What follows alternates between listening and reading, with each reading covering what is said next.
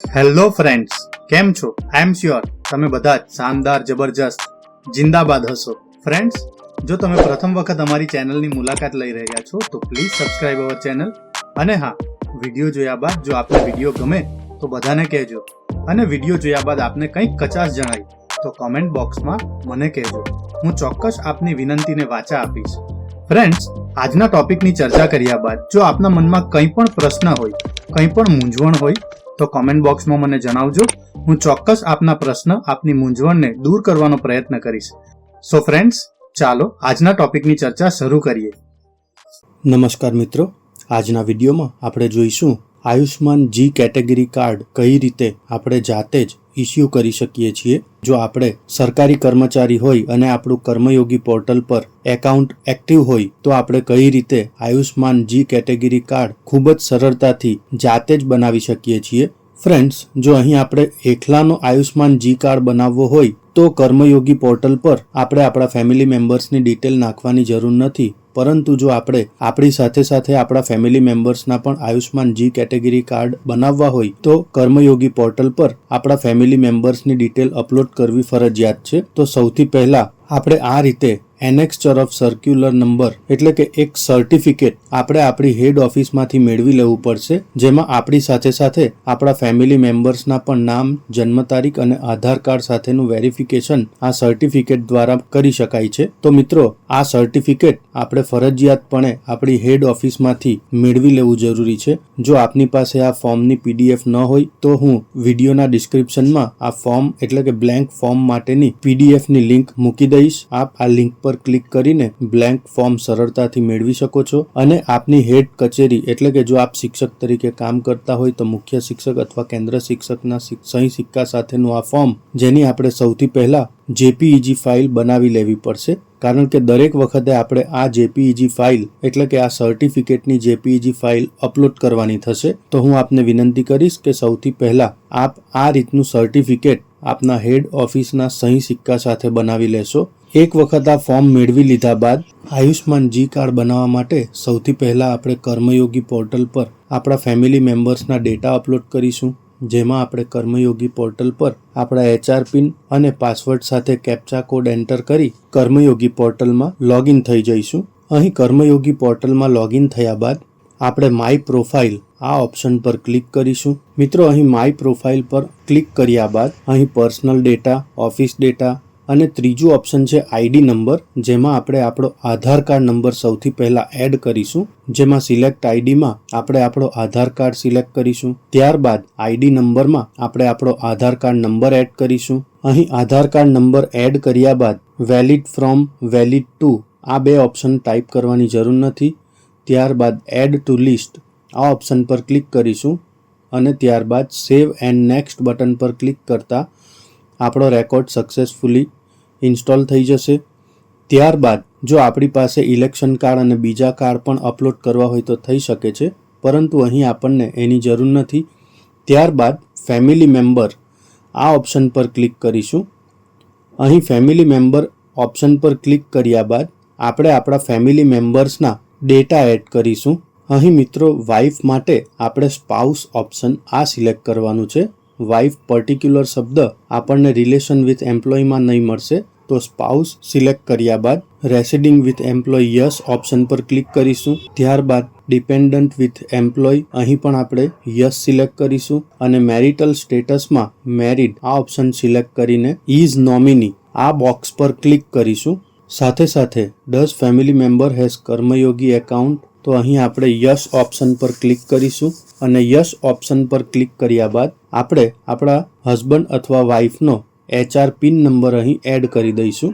અહીં મિત્રો, HR pin number આપણે એડ કરીએ તે પહેલા નોમિનીમાં આપણે આપણા જેટલા પણ ફેમિલી મેમ્બર્સ હોય તેને નોમિનીમાં 100% તરીકે સિલેક્ટ કરવાના છે. એટલે કે આપણી વાઇફ અને જો બે બાળકો હોય તો 50% અને 25% 25% આ રીતે આપણે 100% કમ્પ્લીટ કરવાના છે. તો અહીં આપણે આપણા ફેમિલી મેમ્બરમાં 100%ને વ્યવસ્થિત રીતે ડિવાઈડ કરવું પડશે. તો અહીં નોમિનીમાં વાઇફને 50% અને ત્યારબાદ એચઆર પિન નંબર આપણે એડ કરીશું અને એચઆર પિન નંબર એડ કર્યા બાદ એડ ટુ લિસ્ટ આ બટન પર ક્લિક કરીશું. અહીં તમે જોઈ શકો છો કે ડેટા એડ થઈ ગયા છે, પરંતુ સેવ એન્ડ નેક્સ્ટ પર ક્લિક કરતા આપણને એરર બતાવે છે, કારણ કે અહીં આપણે 100% નોમિની હજુ કમ્પ્લીટ નથી કર્યું. ફરીથી આપણે એડ ટુ લિસ્ટ આ બટન પર ક્લિક કરીશું. ત્યારબાદ ફરીથી આપણે આપણા બીજા ફેમિલી મેમ્બર્સના ડેટા એડ કરીશું અને મિત્રો અહીં નોમિનીમાં 25% આપણે એડ કરીશું. અને જો આપણા ફેમિલી મેમ્બરનું કર્મયોગી એકાઉન્ટ ન હોય તો નો બટન પર ક્લિક કરીને ફરીથી ત્રીજા મેમ્બરને એડ કરીશું અને ત્યાં ફરીથી નોમિનીમાં 25% એડ કરીને આપણે ફેમિલી મેમ્બરને એડ કરી દઈશું. અહીં તમે જોઈ શકો છો કે 50, 25, 25 આ રીતે 100% થઈ ગયું છે. અને ત્યારબાદ સેવ એન્ડ નેક્સ્ટ બટન પર ક્લિક કરતા આપણા ફેમિલી મેમ્બર્સના ડેટા કર્મયોગી પોર્ટલ પર સક્સેસફુલી રેકોર્ડ થઈ જશે. ત્યારબાદ મિત્રો આપણે કર્મયોગી પોર્ટલમાંથી લોગઆઉટ થઈ જવાનું છે. અહીં લોગઆઉટ થયા બાદ આપણે ફરીથી ક્રોમના હોમ પેજ પર જઈશું, જ્યાં સર્ચ બારમાં NHA આ કીવર્ડ ટાઈપ કરીને NHA પોર્ટલ પર ક્લિક કરીશું, જ્યાં નેશનલ હેલ્થ ઓથોરિટીની PMJ બેનિફિશિયરી પોર્ટલ આ વેબસાઇટ જોવા મળશે. તો અહીં આપણે આ ઓપ્શન પર ક્લિક કરવાનું છે. અહીં PMJ બેનિફિશિયરી પોર્ટલ પર ક્લિક કરતા આપણે NHA ના વેબસાઇટની હોમ પેજ પર પહોંચી જઈશું, જ્યાં લોગિન થવા માટે સૌથી પહેલા આપણે કેપ્ચા કોડ એન્ટર કરવાનો છે. કેપ્ચા કોડ એન્ટર કર્યા બાદ જે મોબાઈલ નંબર આપણા આધાર કાર્ડ સાથે કનેક્ટેડ હોય તે મોબાઈલ નંબર અહીં આપણે ટાઈપ કરવાનો છે અને વેરીફાઈ બટન પર ક્લિક કરવાનું છે. અહીં વેરીફાઈ બટન પર ક્લિક કરતા આપણા મોબાઈલ નંબર પર OTP આવશે. આ OTP આપણે નીચેના બોક્સમાં એન્ટર કરીને લોગિન બટન પર ક્લિક કરવાનું છે. અહીં એક વસ્તુ ખાસ ધ્યાન રાખવી કે જે નંબર આપણા આધાર કાર્ડ સાથે કનેક્ટેડ હોય, એટલે કે આધાર કાર્ડમાં આપણો જે મોબાઈલ નંબર એડ કરાવ્યો હોય એ મોબાઈલ નંબર પર જ OTP જશે. તો એ મોબાઈલ આપણી પાસે ખાસ રાખવો જરૂરી છે. અહીં લોગિન થયા બાદ આપણને 5 ઓપ્શન જોવા મળશે, જેમાં સ્કીમમાં સૌથી પહેલા આપણે PMJ સિલેક્ટ કરવાનું છે. ત્યારબાદ સ્ટેટમાં ગુજરાત સ્ટેટ સિલેક્ટ કરવાનું છે. ગુજરાત સ્ટેટ સિલેક્ટ કર્યા બાદ સબ સ્કીમ, જેમાં આપણે રેગ્યુલર એમ્પ્લોઈઝ, PMJ નહીં, રેગ્યુલર એમ્પ્લોઈઝ આ ઓપ્શન પર ક્લિક કરવાનું છે.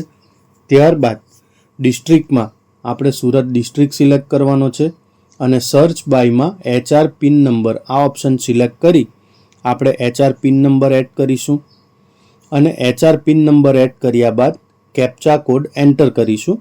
અહીં કેપ્ચા કોડ એન્ટર કર્યા બાદ સર્ચ બટન પર ક્લિક કરીશું. સર્ચ બટન પર ક્લિક કરતાં આપ જોઈ શકો છો કે આપણા 4 ફેમિલી મેમ્બર્સ સાથે આપણી માહિતી આવી ગઈ છે. અહીં આપણને serial number, name, source, father, spouse, relation, mobile number, KYC status અને કાર્ડ સ્ટેટસ. તો અહીં કાર્ડ સ્ટેટસમાં આપણે જોઈએ તો નોટ જનરેટેડ આ ઓપ્શન આપણને અત્યારે જોવા મળે છે અને KYC સ્ટેટસમાં આઈડેન્ટિફાઈડ આ ઓપ્શન જોવા મળે છે. અહીં આપણા ફેમિલી મેમ્બર્સના અનઆઈડેન્ટિફાઈડ આ ઓપ્શન જોવા મળે છે. તો અહીં સૌથી પહેલાં આપણે આપણો કાર્ડ, એટલે કે જે HR પિનથી આપણે લોગિન થયા છે એ વ્યક્તિનો, એટલે કે એ એમ્પ્લોયનો કાર્ડ આપણે સૌથી પહેલાં જનરેટ કરીશું. અહીં કાર્ડ જનરેટ કરવા માટે એક્શન જે છેલ્લું ઓપ્શન છે આ ઓપ્શન પર આપણે ક્લિક કરીશું.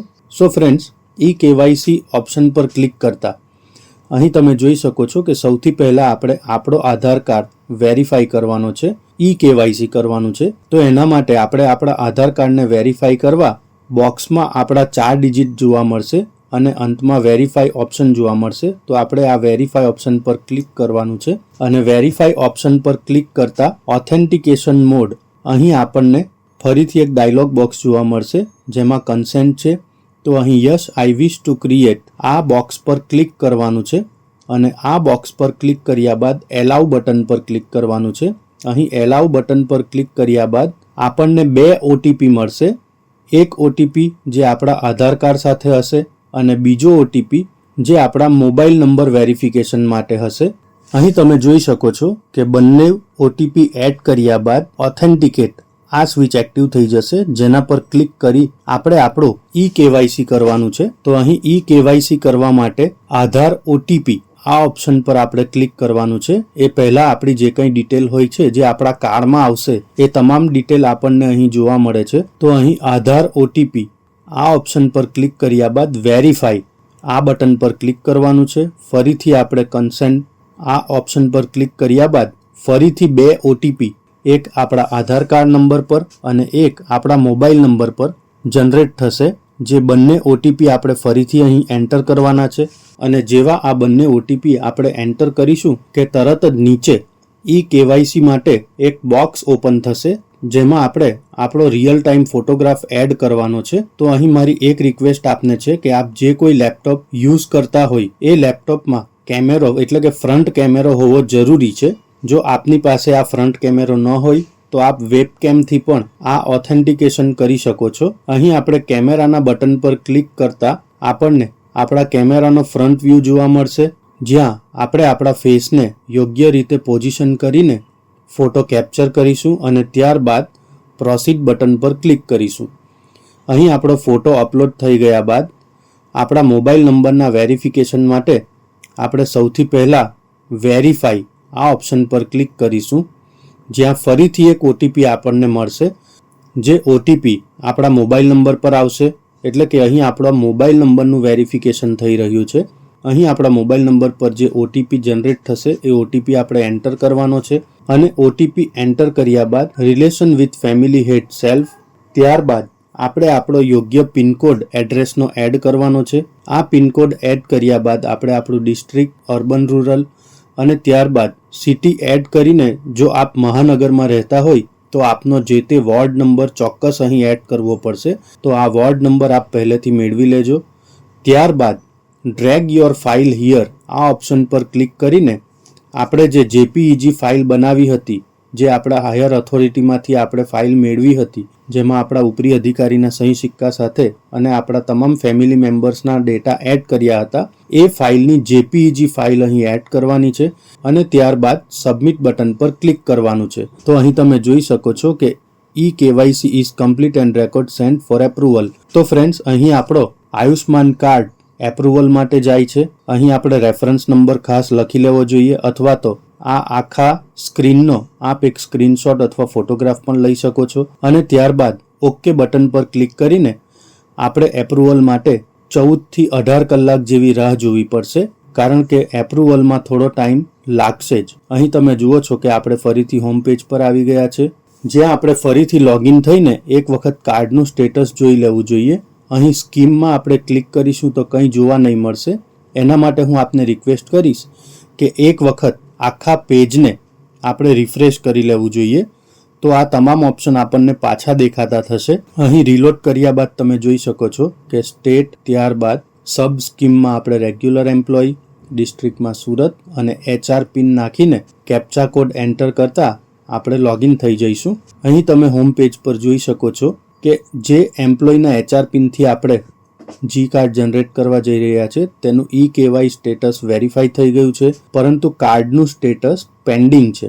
અહીં જ્યારે આપણો કાર્ડ એપ્રુવ થઈ જશે ત્યારે એક્શનમાં જ્યાં KYC નું ઓપ્શન હતું ત્યાં ડાઉનલોડનું ઓપ્શન આવશે. તો અહીં આપણે 16 થી 18 કલાક જેવી રાહ જોવી પડે, કદાચ એનાથી વધારે પણ ટાઈમ લાગી શકે, પરંતુ ઓછામાં ઓછા 14 થી 16 કલાક અથવા 16 થી 18 કલાક જેવી રાહ આપણે જોવી જ રહી. અહીં 16 કલાક બાદ આપણે શું કરવું, કઈ રીતે કાર્ડ ડાઉનલોડ કરવો અને કઈ રીતે ફેમિલી મેમ્બર્સના KYC આપણે વેરીફાઈ કરવા, એ માટેની પ્રોસેસ પણ આપણે વિડીયોના આગલા ભાગમાં જોઈશું. સો અહીં આપણે 16 કલાકની રાહ જોઈશું. મિત્રો, અહીં 16 કલાક બાદ આપણે આપણો આયુષ્માન કાર્ડ ડાઉનલોડ કરવા માટે સૌથી પહેલાં ગૂગલ ઓપન કરીશું અને ત્યાં PM જઈ આ કીવર્ડ ટાઈપ કર્યા બાદ PM જઈ બેનિફિશિયરી પોર્ટલના ઓપ્શન પર ક્લિક કરીશું.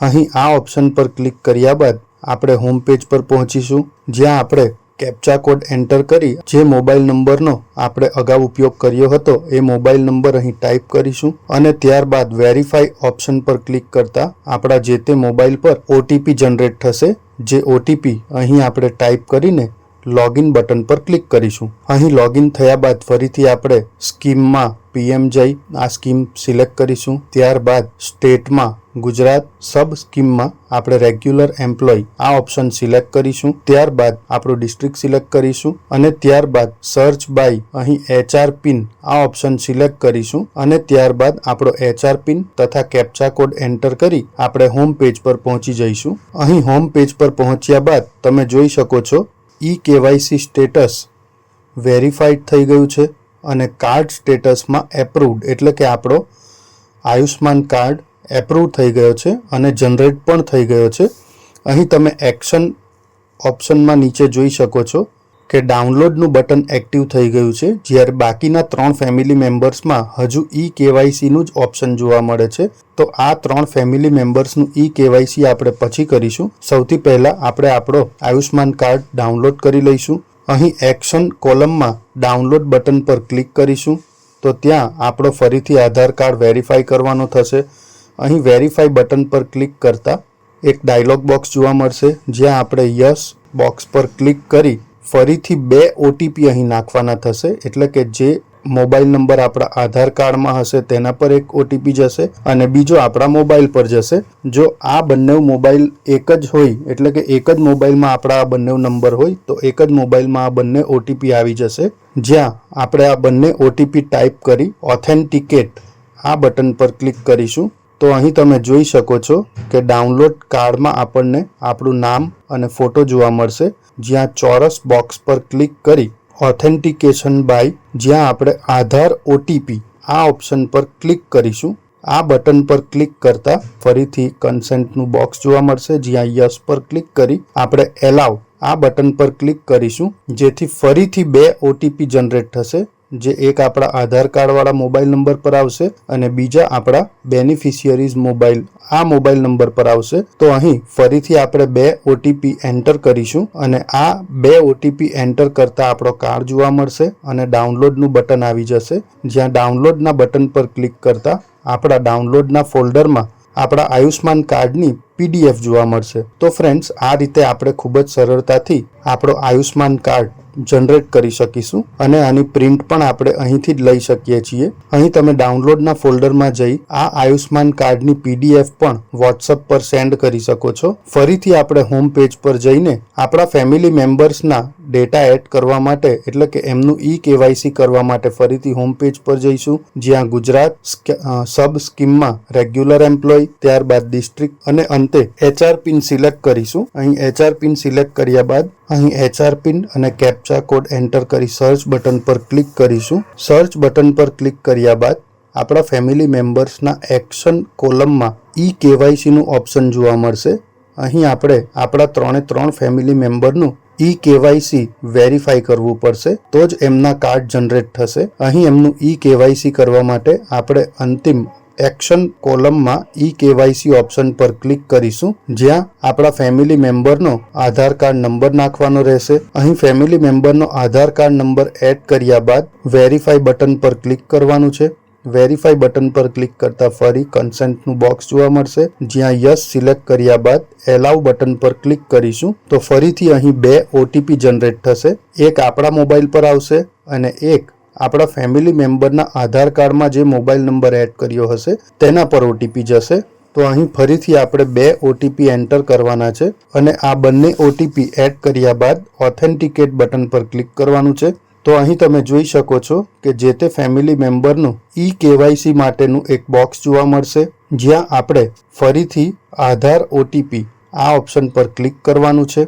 અહીં આધાર OTP પર ક્લિક કર્યા બાદ ફરીથી આપણે આધાર કાર્ડ નંબર ટાઈપ કરવાનો છે અને આધાર કાર્ડ નંબર ટાઈપ કર્યા બાદ વેરીફાઈ બટન પર ક્લિક કરવાનું છે. ફરીથી આપણને એક કન્સેન્ટ બોક્સ જોવા મળશે, જ્યાં યસ પર ક્લિક કરી એલાવ બટન પર ક્લિક કરતા ફરીથી 2 OTP જનરેટ થશે. આ બંને OTP અહીં આપણે વારાફરતી એડ કરીશું અને આ બંને OTP એડ કરતા આપણને ફરી એક ફોટોગ્રાફ માટેનું બોક્સ જોવા મળશે. અહીં આપણે આપણા ફેમિલી મેમ્બરનો રિયલ ટાઈમ ફોટો અપલોડ કરવાનો થશે. તો તેના માટે આપણે કેપ્ચર ફોટો પર ક્લિક કરીશું અને આપણે આપણા ફેમિલી મેમ્બરનો ફોટો અહીં કેપ્ચર કરીશું. અહીં ફેમિલી મેમ્બરનો ફોટો કેપ્ચર કર્યા બાદ પ્રોસીડ બટન પર ક્લિક કરીશું. અહીં પ્રોસીડ બટન પર ક્લિક કર્યા બાદ ફરીથી આપણે મોબાઈલ નંબરનું વેરિફિકેશન કરીશું. તો અહીં મોબાઈલ નંબરની બાજુમાં વેરીફાઈ બટન પર ક્લિક કરતા એક OTP જનરેટ થશે.